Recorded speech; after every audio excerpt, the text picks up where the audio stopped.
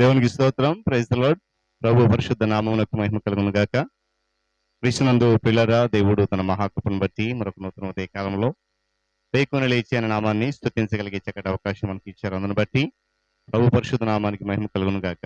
క్రీస్తునందు పిల్లైన దైవజనులు, స్నేహితులు, విశ్వాసులు, సహోదరులు ఈ కార్యక్రమాన్ని వీక్షిస్తున్న ప్రియ దేవుని బిడ్డలందరికీ యేసు నామంలో శుభాలు తెలియజేస్తున్నాను. రండి, ఈ దినము కూడా మిమ్మల్ని ప్రేమతో నేను ఆహ్వానిస్తూ ఉన్నాను. అనుదిన అభివృద్ధి ఉదయకాలపు ధ్యానాలు అనేటువంటి ఆధ్యాత్మిక కార్యక్రమంలో నాతో పాటు పాలిభాగస్తులై ప్రభువును స్తుతించండి, వాక్యాన్ని ధ్యానించండి, దైవాశీర్వాదాలు పొందుకోండి. మీ దగ్గర బైబిల్స్ ఉన్నాయా?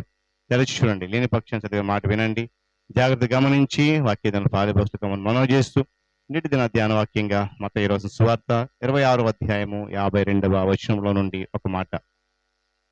కత్తి పట్టుకుని వారందరూ కత్తి చేతనే నశింతురు. దేవుడు తన పరిశుద్ధ వాక్యాన్ని మన కొరకు దీవించును కాక. త్వరలోంచి కళ్ళు మూసుకునండి, ప్రార్థన చేద్దాం. ప్రేమ కలిగిన మా తండ్రి, స్తోత్రాలు. తిరిగి మనకు నూతన ఉదయకాలంలో వేకున లేచి మీ నామాన్ని స్తుతించడానికి ఒక శ్రేష్టమైన మార్గాన్ని మాకు ఏర్పాటు చేశారు. మీకు వందనాలు. ఈ ఆధ్యాత్మిక కార్యక్రమం ద్వారా అనేక మంది నిబిడలు నాయన మేలు పొందుతూ ఆత్మీయమైనటువంటి బలమును పొందుకుంటున్నారు. అది కేవలం నీ కృపాక్షేమమే. అందుని బట్టి కూడా స్తుతులు చెల్లిస్తూ ఈ దినం కూడా మీ ఆత్మచేతను అడిగి నడిపించండి, జరిగించండి. యేసు నామమున అడుగుతున్నా తండ్రి, ఆమేన్.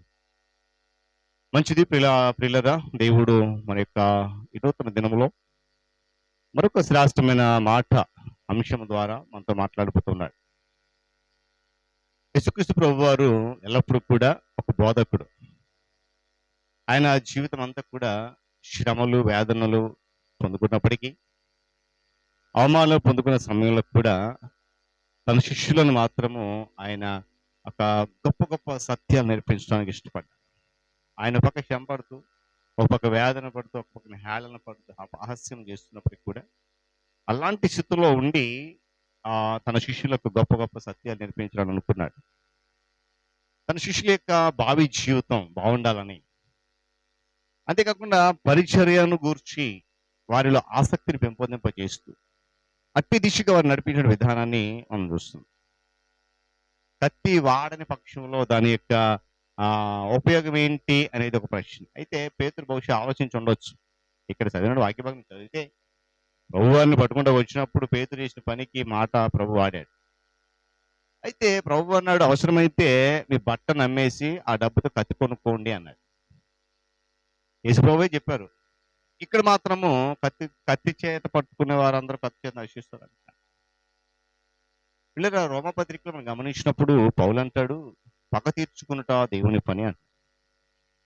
పగ తీర్చుకోవడం అనేది సరైనదే ఏమండి, కానీ మానవులుగా దానికి మనము అసమర్థులు, అయోగ్యం. దానిని మనము ఉపయోగించకూడదు. మన పని అది కాదు, అశక్తులం. తమ సమాజంలో అన్యాయం గురించినటువంటి రోమాపట్న క్రైస్తవులు అనేక మంది ఇటు విధమైనటువంటి శ్రమలు పొందుకుంటున్నప్పుడు పౌలు చెప్పిన మాటలు, పిల్లరా మీకు మీరే పగ తీర్చుకునక దేవుని ఒకరికి చోటు ఇవ్వండి, పగ తీర్చుకున్న నా పని నేనే ప్రతిఫలమిస్తానని చెప్పి ప్రభువు చెప్తున్నాడని చెప్పి రోమాపట్న క్రైస్తవులకు ప్రభువులు అభయమిస్తుంది. హల్లెలూయా. ఈ సత్యము పరిశుద్ధ గ్రంథంలో తరచుగా వ్రాయబడి ఉంది అని. అయితే ఈ సత్యాన్ని మనం ఎంత తొందరగా నేర్చుకుంటే అంత తక్కువగా దెబ్బతింటాం. నేర్చుకోవాలి త్వరగా ఏమండి, ఎందుకంటే మరి అంతేకాకుండా దేవుని రాజ్యానికి అంత తక్కువ నష్టము కలుగుతుంది. నేర్చుకోవాలి ఈ సత్యాన్ని. అంటే పక్క తీర్చుకోవడం దేవుని పని అనేటువంటి సత్యాన్ని మనం త్వరగా నేర్చుకోవాలి. అప్పుడే దేవుని రాజ్యానికి నష్టం తక్కువ కలుగుతుంది.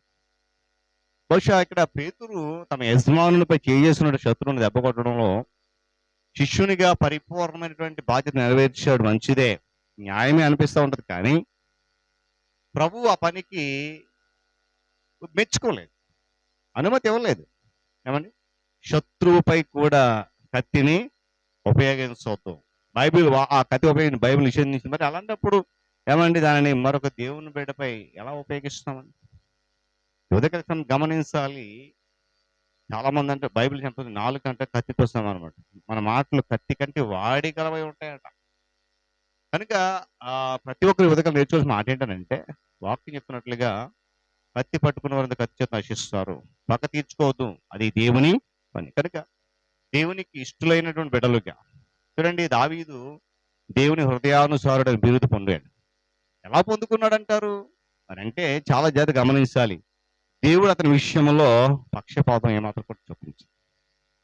దావీదు అనుచరులను బట్టి వారి ప్రేరణ బట్టి సౌలు యొక్క వస్త్రపు చెవిని కోసినందుకే దావీదు చాలా బాధపడిపోయాడు. ఇతడు యెహోవా చేత అభిషేకించబడిన వాడు కనుక నా ప్రభు నేను ముట్టుకోను, చాలా పశ్చాత్తాపడి ఆ వస్త్రపు చెంగు కోసం. అలాంటప్పుడు ఒక వ్యక్తి మీద కత్తిని ఉపయోగించడం అనేది క్రైస్తవులకు మంచిది కాదనేది ఈనాటి వాక్య సందేశం మాట. కనుక పిల్లరా వెదకాల్సిన అలాంటి స్థితిలో ఒకవేళ మన దగ్గర కత్తులు వాడకపోవచ్చు, కత్తి కంటే పొదనట్టు నాలుక ఉంది, ఆ నాలుక మనం స్వాధీనం చేసుకుంటే ఎదుటి మనిషి క్షేమంగా ఉంటాడు, మనం ఆశీర్వాదకరంగా నడిపించబడతాం. దేవుడి మాటలు మన కొరకు దీవించునుగా.